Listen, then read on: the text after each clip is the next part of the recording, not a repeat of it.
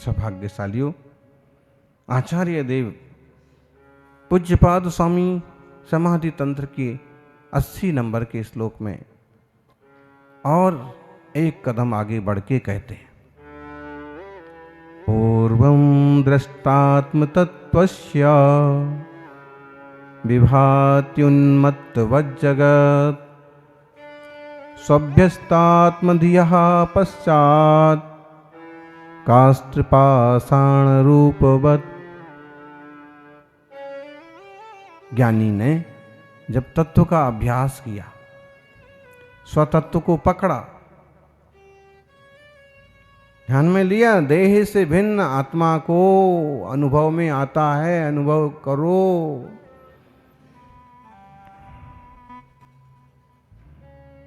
पूर्व दृष्टात्म तत्वस्य, जिसने आत्म तत्व को अच्छी तरह से देख लिया है, ऐसा ज्ञानी शुरू में तो ऐसे समझता है कि देखो जगत कैसा पागलों की तरह चेष्टा कर रहा है। आप लोग मुनियों की दृष्टि नहीं समझ पाएंगे, और हो सकता है किसी श्रावक का विशेष अनुभव है तो समझ जाएं, नहीं तो वो देखते हैं। आप देख लीजिए, हर रोज 1000 गाड़ियां इस तरफ जाती हैं, हर रोज 1000 गाड़ियां इस तरफ जाती हैं, अगले दिन फिर जाती है, अगले दिन फिर जाती है, अगले दिन फिर आती है, अगले दिन फिर, रोज यही चलता रहता। ये भागम भाग किस चीज के लिए हो रही है? और इतनी भागदौड़ करके इनने क्या पा लिया? और जो पा लिया तो वो इनका हो गया क्या? बड़ा विचित्र है तत्व ज्ञान। कई बार तो ऐसे लगता है कि जैसे हमें फटकार पड़ रही है। गुरु महाराज तो एक तरह से फटकार भी देते हैं कि तुम अभी तक उलझे हुए हो, सुलझने का मौका मिला है और फिर भी तुम उलझते जा रहे हो। इस भाव में तो सुलझ जाओ। ना काहू से दोस्ती, ना काहू से। ज्ञानी खड़ा बाजार में सबकी मांगे खैर, ना काहू से दोस्ती।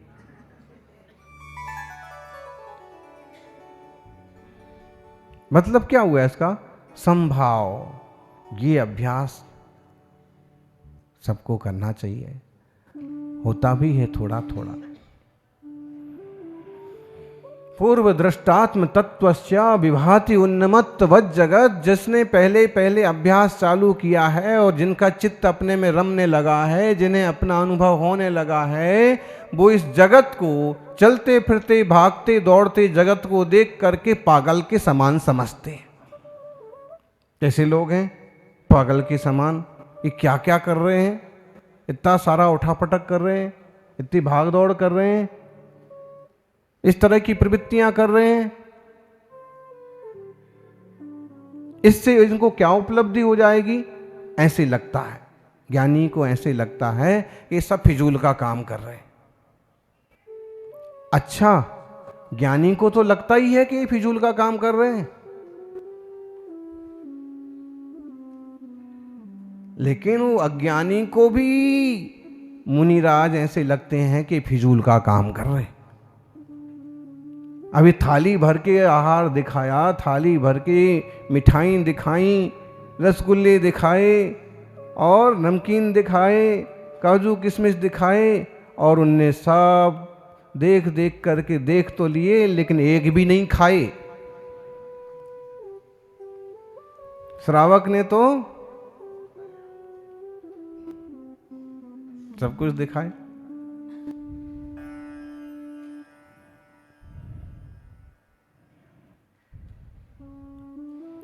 लेकिन उनने एक भी नहीं खाए।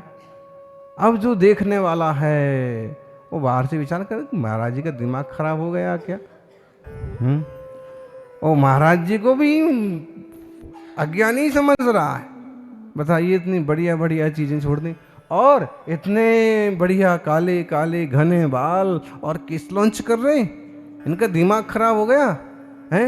हम तो अपनी खोपड़ी पर बाल उगाने के लिए हजारों खर्च कर दिए, बाल काले रखने के लिए क्या क्या नहीं किया, लेकिन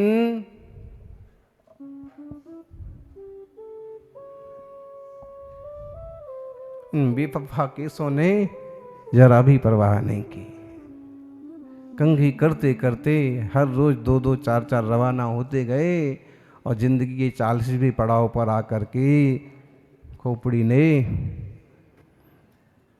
देख लो आप, इस तरफ से सोचते होंगे लोग, क्यों? वो रागी अज्ञानी उस तरफ से विचार करता है। मुनिराज को पागल समझने वाले लोग दुनिया में कम नहीं है। क्या है, कोई इतनी बढ़िया गाड़ी है, हेलीकॉप्टर है, बोलो महाराज आपको हम 1 दिन में पहुंचा देते हैं। अशोक जी बोले एक दिन कहाँ यात्रा पर जा रहे थे, बोले किसी एकाध को महाराज जी भेज दो, जगह है हमारे हेलीकॉप्टर में। और अगर मुनिराज अपने मार्ग पर, दिगंबर मुनिराज कठोरता से अपने मार्ग पर नहीं लगे होते ना, तो अभी तक हेलीकॉप्टर की यात्रा भी हो चुकी होती। लेकिन उन्हें इरिया समिति का पालन करना है, उन्हें अपने सम्यक मार्ग पर चलते रहना है। तो कई बार तो कम समझदार श्रावक मुनिराज को कम समझदार समझते, बोले अभी हाल देखो, इनके पास चांदी की द्रव्य चढ़ा दिए और ये तो पीछे कमंडल उठाए और रवाना हो गए। क्या चढ़ाया उसकी तरफ देखा भी नहीं। ये कम से कम 10,000 रुपये का तो माल होगा। हाँ लगाते हैं, हिसाब लगाते हैं, हमारे हाथ लग जाता तो मजा आ जाता। तो जिनने पर पदार्थों को पर समझ करके स्वा को भिन्न कर लिया है और स्वा का ही अनुभव करते हैं, उन मुनिराजों की प्रवृत्तियां आम संसारियों से भिन्न होती हैं।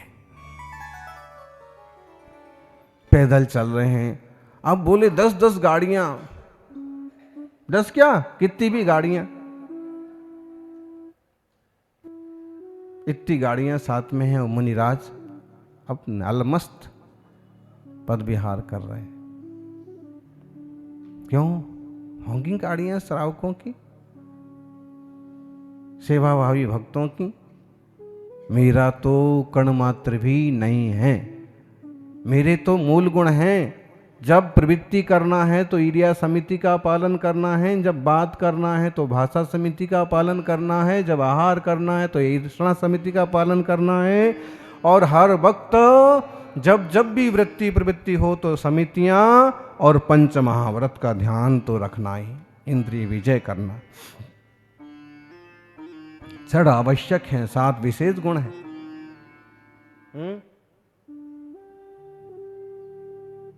हेलीकॉप्टर से जाना है आपको, बोल रहे हो?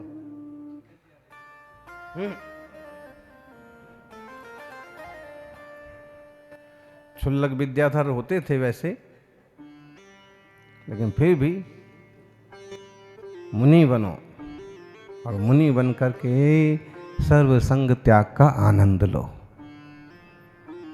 ऐसे ज्यादा आनंदित जीवन और कोई हो ही नहीं सकता है। सम्यक दृष्टि जीवड़ा करे कुटुंब प्रतिपाल, भीतर से ऐसो रहे ज्यों धाय पिलावे बाल। धाय माँ हुआ करती थी ना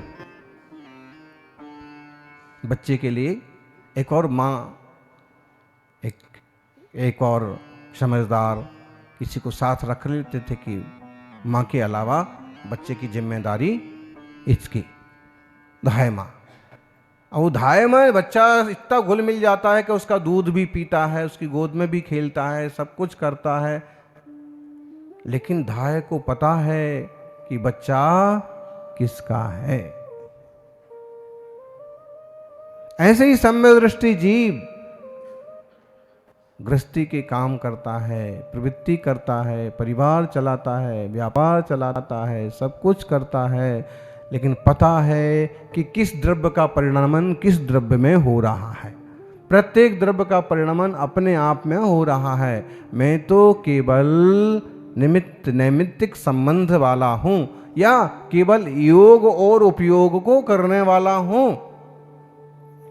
क्या कर सकते हैं आप वस्तु में? ये भैया ये बहुत आध्यात्मिक चर्चा चल रही है। वस्तु में आप क्या कर सकते हैं? वस्तु जैसी है वैसी है, उसका परिणमन में आप अपने योग और उपयोग के कर्ता होते हैं। योग मतलब मन वचन काया की प्रवृत्तियां, और उपयोग मतलब ज्ञान, ज्ञान दर्शन स्वभाव।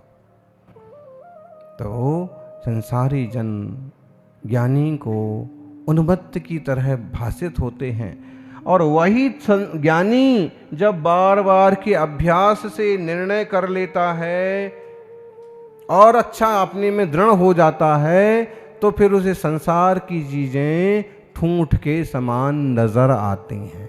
महाराज जी के प्रति आपकी बहुत श्रद्धा है, बहुत वात्सल्य है, स्नेह है। तो ये देह के प्रति है कि चेतना के प्रति है?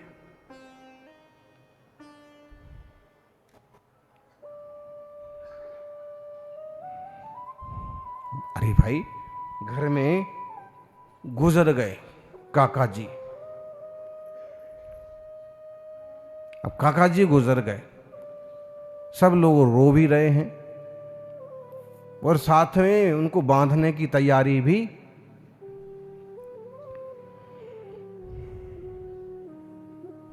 ले जाने की तैयारी भी कर रहे हैं।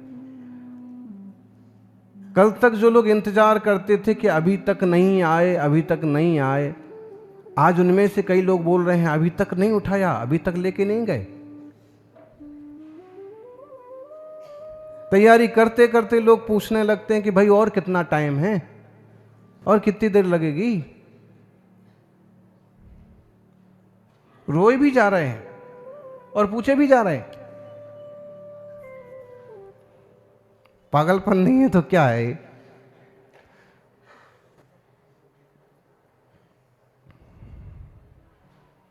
विचार करना। तो अब जो रो रहे हैं काका जी के लिए, तो काका जी तो कल जैसे थे वो आज भी वैसे ही हैं, लगभग वजन भी उतना ही है, हाथ पांव भी वही के वही हैं। बस जरा सा उसमें बिना वजन की कोई चीज निकल गई तो क्या फर्क पड़ा? बोलो। वो जो बिना वजन की चीज है, सारा फर्क तो उसी से पड़ता है। मोबाइल में सारी चीजें रही आए,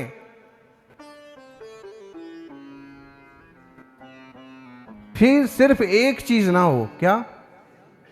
सिम नहीं, नेटवर्क। नेटवर्क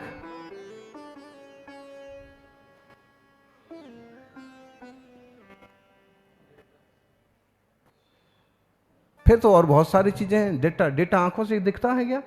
नहीं दिखता है, ये ठीक रहेगा। नेटवर्क या डाटा जो होता है, अगर वो ना हो, आंखों से नहीं दिख रहा है लेकिन वो है नहीं,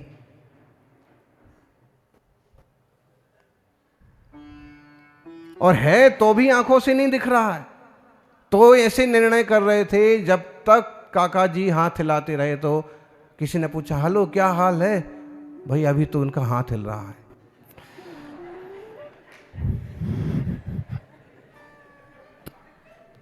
हाँ, मतलब सामने वाले रिश्तेदार आना चाहते हैं और वो पूछते हैं बीच बीच में फ़ोन करके, वो चाहते कि ऐसा ना हो कि हमारी दुकान मारी जाए, ऑफिस मारा जाए, अपन पहुंच जाएं और काका जी वैसे के वैसे।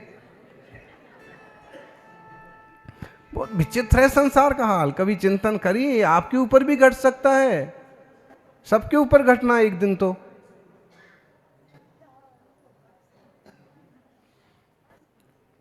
इसमें समझाना हम ये चाहते हैं कि बोले अभी हाथ हिल रहा है, अब बोले हाथ तो नहीं हिल रहा है लेकिन सांसें चल रही हैं। अब बोले कि सांसें चल रही हैं लेकिन तेज चल रही हैं। कितना टाइम लगेगा?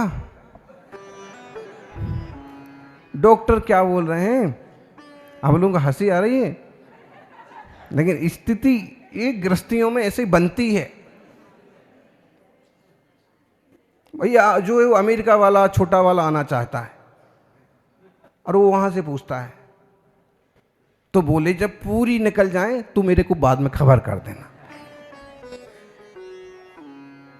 क्या करेंगे?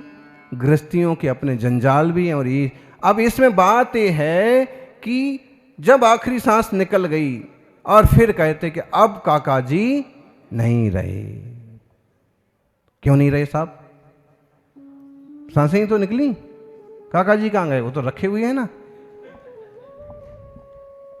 नहीं, ये जिनवाणी बड़ा खोल करके बात करती है कि देखो भाई, वो जो रखा रह गया ना वो देह है, पुद्गल है, जो निकल गया वो आत्मा है। अब तुम किससे प्यार करते थे? अगर काका जी की आत्मा से प्यार करते थे तो काम खत्म, देह से प्यार करते थे तो देह रखा हुआ है। फोटो भी आप किसका लगाओगे? अब वो आ रहे हैं सब अमेरिका वाले, लेट हो गए आने में और अब वो हो रही है, क्या उठाओ ना, फोटो किसका लगाओगे? तो वही रखे रहते ना, मुफ्त में 500-700 रुपए खर्च करके अलग फोटो बना रहे हो, तो बॉडी ही रखे रहते। नहीं, वो नहीं चल सकती। समझना इसमें यह है कि लोगों की फिर भी दृष्टि फोटो पर बनी हुई है। अरे भाई, ना फोटो ना बॉडी, वो नहीं थे। वो तो यह देह लेकर के और इतने वर्षों आयु कर्म के कारण से रहे, और अब जब आयु पूरी हुई तो चेतन आत्मा निकल के चला गया। और ये निर्णय ज्ञानी हर पल करता है, इसलिए संसारी जनों का उठा पटक उसे पागलों की चेष्टा लगता है। और इस शरीर को भी वो जड़ देखते हैं। ये बॉडी क्या है? बोले जड़ है। काहे को भाई जड़ से इतना प्यार करते हो? ऐसे बोलते हैं। बोलो जी। ऐसे जीव और देह की भिन्नता का बोध हम सबको हो। भूमिका तो जो है आपकी वो आपको निभाना पड़ेगी। काका जी को बांधना भी पड़ेगा, लेके जाना भी पड़ेगा, जलाना भी पड़ेगा, ना रोना आए तो रोना भी पड़ेगा। लेकिन एक समझ निश्चित हो गई कि ये चेतन आत्मा निकल के अलग चला गया, और जो पुण्य पाप किया वो उनके साथ गया। शरीर यहाँ का यहाँ पड़ा रह गया। जीते जी मैं भी निर्णय कर लूँ कि जिंदगी में किसी तरह के झंझट में पड़े बिना जो जरूरी काम है वो करूँ, और बाकी उत्तम समाधि साध करके भव पार करूँ। जय बोलिए 24 तीर्थंकर भगवान की।